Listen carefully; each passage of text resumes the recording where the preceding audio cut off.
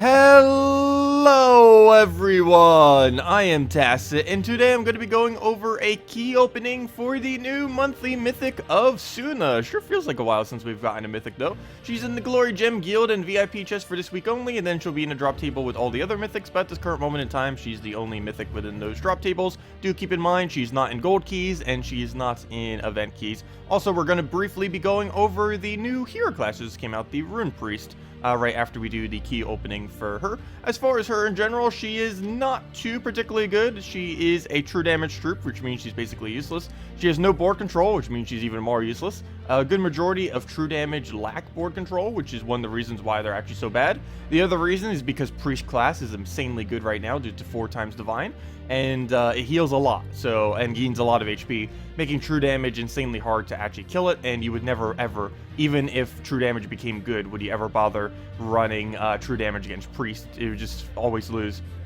Anyways, as far as what it actually does, it steals a bunch of life, meaning she actually does gain it from the enemy, and it also from the 2 weakest enemies, and then gains 8 magic from the 2 strongest. Basically meaning she will keep getting stronger every single time she casts. It's pretty similar to the concept of a Yagwei in that it keeps stealing magic every single time, except she gets a little bit more from it, but it's not loopable.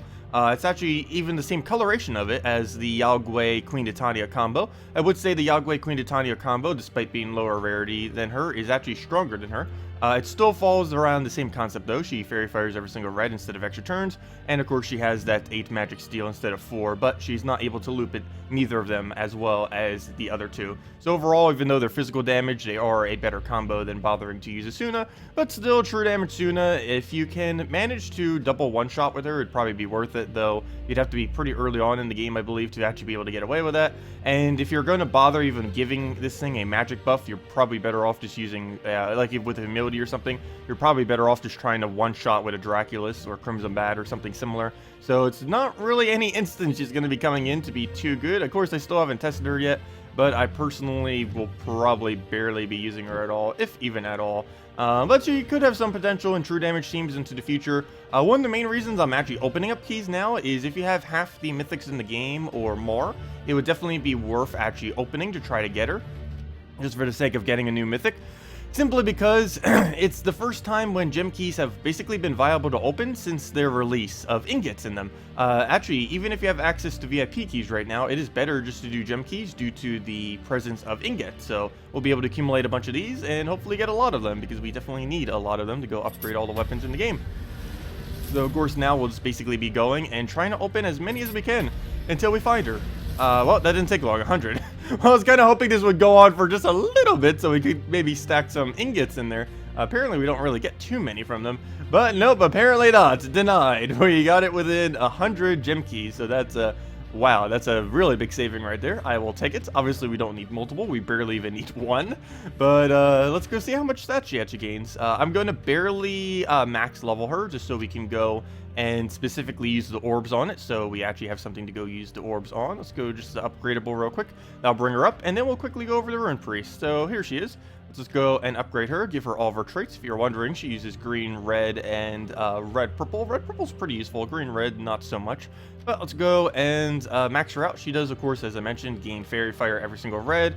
That's the only really relevant thing on her traits. Everything else is pretty bad. But let's go and not specifically max level her. I'm actually going to use orbs for the final 2 there. So we'll go just get her to 18. Because there really isn't much need. Oh, apparently we had a quest 2 to go use that, so we almost saved, well, not all of our souls, but, you know, we got 1,000 back. That's kind of nice, because you can actually just randomly, like, get a free level whenever that comes up. Because 1,000 souls is more souls than basically every level, except I think the last level on a Mythic, if I'm not mistaken. But we're, as you can see right here, speaking about last levels on Mythic, since these cost so much, like as you can see right here, I believe the previous one cost 1,000 souls or somewhere around there, and this one costs 1,200. Technically, if you wanted to use these smaller orbs, since you get so many of the major orbs in the game, you might as well just use the smaller ones on things like new mythics, on the last traits, or even the final trait on things like legendary and such. That's what I personally use my little orbs for, and I probably should have been doing this for a longer period of time, because we have 30 of these, and they're not worth converting into a bigger orb, because it requires 20 of them plus souls, so why would you ever bother? So might as well use them to go and save some souls, so you don't have to waste as much. Of course, we already have a pretty big stack, but still, you never know. They're probably going to add another Dawnbringer in their near future. Anyways, though, oh yeah, let me just go look at her stats real quick. So this is what she looks like, pretty much max, or literally max, is as max as you can be at the moment. She steals 22 life, which means she actually does gain it from the 2 weakest enemies, and then steal 8 magic from the 2 strongest, and yeah, that would be 16 additional magic, but this is going to take way too long to win with, and if you were to bother with a humility, you'd be better off just going with a Crimson Bat or a Draculus, probably Draculus. But yeah, there really is little need to use her, unless you're specifically utilizing the Faerie Fire, but even then, it's probably not worth it. But anyways, on to Runepriest. So, of course, we got a new hero class today. First time they ever ran specifically this kind of event where they runs for 3 days. Though it's still the exact same one that it only ran for 1 day. Basically, if you don't already own the class, you could either go to KZL and do the quest line there to go and do it, or you could simply click this button. As you can see, we already have it pretty much done. I just want to finish out the last one here so we can see what the hero class is. I actually don't know entirely what it is, so we'll see firsthand exactly what it does too. So, let's move that. I do know it's dwarf related, obviously, especially given the kingdom that it's coming from. It's dwarf KZL, which we could have kind of already told, or could tell from this. I know for sure it has that stone tree too, because it's already dwarf related, and it has that dwarf immunity thing all the way at the end, which is kind of cool. But we just go through this, get our final priest class battle, and now we can actually get our reward. And there you have it. You have now a rune priest. I see. You are skeptical. I am. But you cannot deny the power of the runes. Yes, all the runes. Keep at it. In time, your studies will bear fruitful. Or bear fruits. And there we go. Okay, anyways. We gained Fruit Priest. Did I just call it Fruit Priest? I just called it Fruit Priest. Okay, we're calling it Fruit Priest now. So the Fruit Priest, where is it? I'll be power leveling this and doing a video on it later as well as the teams for Suna, but let's go and see what on earth this thing does. So, traits. We'll max level this immediately. It is brown-yellow, same thing as Gorgolfa. Let's see, it gives all dwarves ally 2 life. Okay, summon the Dust Storm when an enemy dies. Interesting, this is actually the first hero class ever to get a Storm, specifically on its traits. Of course, they all have it, or almost all of them have it off their perks. But as far as traits specifically, I believe this is the first one, because I believe this is actually the first hero class added since they even existed, so that's cool. And it specifically does it when an enemy dies. And other than that, all dwarf allies gain 2 life and attack on 4 times 5 times matches. That could potentially be okay, though it's nothing as good as Hindla, which does 2 HP and 2 magic to giants, which is definitely better. Of course, they're different categories, but you know, for giants, it's much better than what it is for this for dwarves. But still, nonetheless, we'll go, max level it for a bunch of brown, yellow, and some celestial.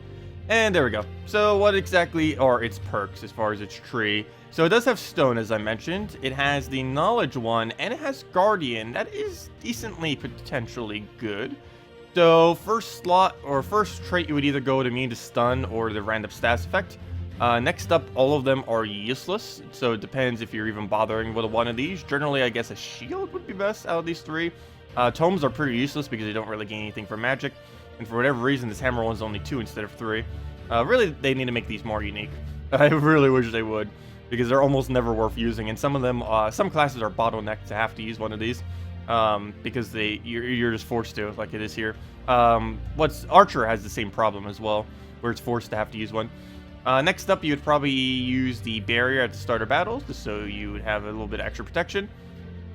Next up would probably, given that you'll be using them with this dwarves, probably the 4 armor to all dwarves. Normally this wouldn't be useful on this tree, but given that this is dwarf related, you get it for your hero as well as everything else on your team if you happen to be running 3 times or 4 times dwarf. Other than that, you'd probably go into the 20% extra skull damage. Actually, all 3 of these could be potentially useful. Or if you're using your hero further back in your line and you're not using dwarves, you'd use the 3 extra magic. Other than that, rock solid would probably be your next best bet. Every single brown you take, you end up getting barrier, and this thing does have brown storm, so it's even easier to keep getting it, so that'll be nice. Or all other allies gain 1 magic, that is also potentially decent, and whenever an ally dies, gain barrier to another random ally. Given that you have rock solid, you'd be better off just going with that.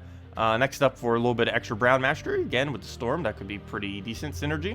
And gain enchant when you take greens. This could be okay if your hero is completely blocked for whatever reason. And then it has dispel. And other than that, it has fortitude, which is basically immune to everything, or all the things that dwarves are immune to. It has the exact same immunity as that. All construct gain 10 life, so that's useless. And all mechs gain 2 armor per turn, so that's useless. So you would just go fortitude then for that final one. So that would bring the final ones down to, or one possible way that we could go for it, is stun enemy into some kind of magic gain, into barrier at start of battle, into all four armor to all dwarves, into barrier every brown, into brown extra mana, into basically this entire stone tree, into immune to stun, poison, disease, death mark, and devour. So this could potentially be okay with dwarves. Of course, not too many good dwarves out there. High Forge mainly. As far as the actual event for the Runepriest, of course, I'll be running double High Forge just because it's so much damage, probably with Apothecary and some kind of weapon, and we'll kind of just synergize it out that way and see what goes. But that's pretty much the game plan for that. And lastly, there is a new weapon, of course, that comes with this, and apparently it's a hammer as well, so maybe this could potentially be good with the hero class. It deals 24 splash damage to an enemy, explodes a random gem for every brown ally and enemy, splash damage. Deals damage to a troop and half damage to adjacent troops. Has it always been said like that? I don't believe it has. Is that like a new term now?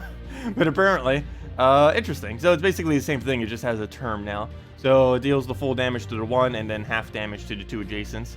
So basically like what a Gorgolfa does, except slightly different and only to one. Explodes a random gem for every brown ally and enemy. So that could potentially do a decent amount of explosions. I assume it has even more explosions off of its traits as well. That could be a potential of 8, though really unlikely. So if you're using a pure brown stream or almost pure brown, let's say you're using 3, enemy using 1, which is pretty realistic if using this. That'd be about, because Apothecary would probably be your other one, or Deep Borer. But yeah, that would bring you to a 4 explosions, which isn't really that much. It's like Firebomb level, but you do have the capability of gaining half mana off a High Forge. It's still only 7 mana, so you could one-turn it like you do a Ragnagord, and it is a decent amount of damage, though not anything like really high up there. But it does have some loop potential, if nothing else. It's actually kind of like, they are right, it's kind of like Infernus in a way, except way, way weaker than Infernus. Oh, and I didn't even bother leveling it. Don't forget to level your hero, too. It's not worth using any orbs for, because I believe it's like so much lower. It like takes the same amount of souls every single level for whatever reason, compared to other things which keep incrementally increasing. But yeah, don't forget to do that, because it actually makes it count as a dwarf. You actually have to level it now in order to make it count as a dwarf, as well as count it as the kingdom. But now it counts as a dwarf as well as kingdom, though it still just shows you nowheres that it counts as a dwarf. But nonetheless, that's the new hero class. Not the greatest of things out there. Like, I definitely wouldn't bother spending gems on it. I will be, though, just to power level it. But it's not really anything too spectacular. Pretty mid-range. Still would say Titan and stuff is better than that. For the most part, just has way better synergies and way better troops and just way better everything. But anyways, guys, that'll wrap it up for this video. If you still have any other questions or anything else you want me to go over, let me know. We'll be covering the teams for Suna soon, as well as this hero class in depth probably later this weekend, once I have it to level 70. Other than that, we'll just be streaming it today and tomorrow, of course, just trying to get it all leveled, maybe messing with Suna some and all that good stuff. Anyways, guys, thank you all so much for watching, and have a wonderful weekend. Best of luck with the key openings. Goodbye, everyone!